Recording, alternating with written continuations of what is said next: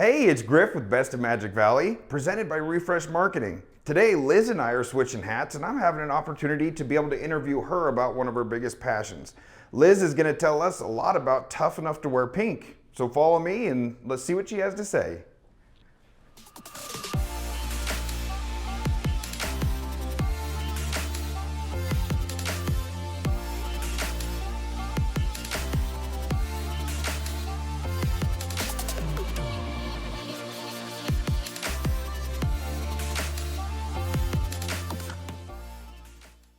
I am so glad to be inside interviewing Liz with Tough Enough to Wear Pink, one of the most giving foundations here in the Magic Valley. Please tell me a little bit, how did you get started with this?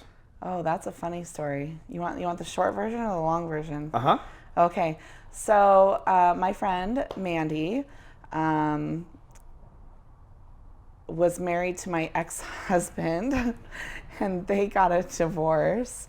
So we became friends, and she was involved in Tough Enough when she was married to my ex-husband still. So I said, hey, this sounds like something I want to do. I have some family who's been affected by breast cancer.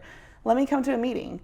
So at that meeting, the old president was resigning, and I nudged her and I said, hey, if you want to be the president, I'll help you. And long story short, she got nominated and has been the president ever since. And I've kind of just tagged along and helped her and became everything that we do now. So there's a little bit of a funny background to it, but some personal ties too. Yeah. And how long ago did you get involved? So I'm not really great with dates. I'm pretty sure it was like the end of 2016. So it was the end of their meeting in December of 2016 when I came, and Mandy really got to like do things and stuff. So you've been involved for quite a while. How long has it been available here in the Magic Valley? 13 years. Holy cow. Mm-hmm. And what is Tough Enough to Wear Pink? So Tough Enough to Wear Pink is a nonprofit. We are a 501c3. We have our own entity. It started out that it used to be part of the fairgrounds, so that's why people like associate it really well, but we've branched off and we're our own now 501c3. We stand alone. We help men and women in the Magic Valley with mammograms, with diagnostics. We can help pay rent payments. We can help pay gas. We help with food. We can help now because we're our own 501c3.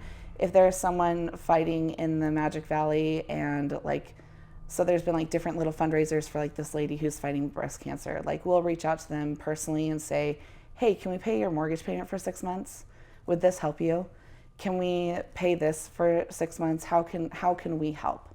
So anything to do with breast cancer, we try to help any way we can. I love that. So you're a 501c3, which means you're a nonprofit. Mm-hmm. And that means that all of these funds that are collected get to stay here in the Magic Valley and go to help people with rent. They go to help people with their bills that may be outstanding just so they can receive treatment with breast cancer. Correct. So what are you guys doing, Liz, to raise the money for all this? Yeah, that's a great question. So we have 2 events. So we have Beers for Boobs in May. That is May 12th. It's at the fairgrounds. 𝗪𝗲 Schroeder, who does Highway 30, is gracious enough to let us use that stage. And then the Heath Clark Band, they come and play every year for us. They donate their time. They don't charge us anything at all. And so we charge $10 at the gate to get in. And there's food trucks there, so Creative Cravings will be there this year, Breach Street Coffee. Milner's Gate comes, and they have alcohol and beer and all sorts of fun things. There's a photo booth, so One Fun Photo Booth. They come every year. They're amazing supporters of ours, and they do that. And 𝗪𝗲 MCs, and we just have a good time. We have some silent auction items. But this is an event for men and women because husbands like to be involved too. And so it affects everybody. It might not just affect you personally, but maybe your aunt or your great aunt or your uncle or your dad or anybody. And so Beers for Boobs is in May. That's a great event. It's fun. You come out, you have some silent auction items, you eat some food, have some drinks, or not have some drinks. Coke usually donates a whole bunch of products for free. So there's something for everybody. I love the fun in that too. This is not just a basic community event. No. You guys are really doing a good job with the marketing. Thank you. And you're able to raise money year after year after year, and as I understand, it's growing. But now, what was the other event you're going to do? So the other one is October, so it's October 20th. So Breast Cancer Awareness Month is October. So we have Ladies Night Out. This will be the 13th or 14th annual year, I lose count, of Ladies Night Out. It started as a spaghetti feed, and they raised $300 the first year. It's now grown to be 350 women only, a sit-down full tri-tip dinner. They have cowboys serve them. The ladies love the cowboys. If you want to be a cowboy, we'll dress you up. It'd be great. I just got volunteered. Yeah, they serve you. We have a live auction. We have a silent auction. We have raffle. We have Gordy again, who's amazing, and he comes and MCs and gets the women riled up. The cowboys are there. There's some whipped cream involved. We won't go into that section. And you get to sit down and have a full dinner and support. And it's just a night out with your girlfriends. And Milner's Gate is there again, and they provide the fun. So it's a great time. And last year we beat record odds and we raised $90,000. So that's amazing. It is. And does all of this money raised, does it stay here in the Magic Valley? Yes, so 96% of it does. Obviously we have to pay our insurance, we have to pay taxes, there's a few other things that we have to pay, but we really try and get everything donated. So we really try to get like the meat for the tri-tip dinner donated. Everything for Beers for Boobs we try and get donated, and they've been so gracious and helped us out, and the community outpours and reaches out. And so we try to keep that number at 96% because costs for chemotherapy and other radiations are extremely expensive. And sometimes women or men don't get treatment because they don't have funds. And it's not just that, but it's mammograms. The mammograms are expensive. The tomography machine, which is a 3D mammogram, it's about $700.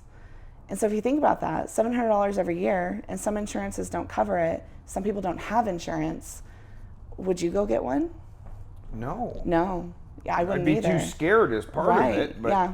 And I think that's kind of the importance of not only having an opportunity for the help, but people that can help you feel confident and not alone in what you're doing. Right, yeah. And so it's really great because a lot of people see Tough Enough, and we do a lot with St. Luke's, but a lot of people don't go to St. Luke's. They go to Family Health Services or now Innovative Medical Imaging, which is a great location that you can go in and just pay for your stuff. But there's so much education that's lacking that people don't know. Idaho is last in the nation for mammograms, and Twin Falls County is last in Idaho. And that to me breaks my heart because we are so much better than that, and we are so much of a tight-knit community that we take care of our own, and we should be taking care of our own. I absolutely agree, and I want to touch quickly on the 96% having to pay taxes and insurance, just as like any organization out there. Keeping 96% is a massive, massive success to you guys. You are 100% volunteer-based, right? Yes. So nobody's paid. Nobody's paid. So we all have full-time jobs, every single one of us. So there's our president, Mandy Ash. She works at Giltner. And then our vice president, Lynn Orsland. She works at Family Health Services. And then there's me. I work at Refresh Marketing. And then, so that's like our core right there, the three of us. And then we have Arlene, who has been a part of Tough Enough for a very long time. She sits on our board. So we have the core of us and then a board of directors to keep us in line, and then the committee that follow. And so Arlene works in the imaging center at St. Luke's. And so that's been really great to have that tie there so she can help people walk through the process. And then we have just our board that builds out. And we have some fighters on our board. We have some survivors on our board. We have a lot of different genre of people, but they're all hardworking women who have families and full-time jobs, and it takes a lot to throw an event, and this is their passion. So tell me, Liz, how can people get a hold of you or find you if they want to get involved, get more information, whatever it may be? Where do they find the information they need? So we're on Facebook under Tough Enough to Wear Pink Twin Falls. We also have an amazing website, and on there is like a little form you can fill out, and it goes directly to one of us. It's a contact us form, and you can be on there also. There's a phone number listed on there as well. We're always taking phone numbers. We have an email account, so that's checked all the time. It goes to us directly too. We also take Venmo, which is really great for those that want to maybe donate a little bit, or PayPal.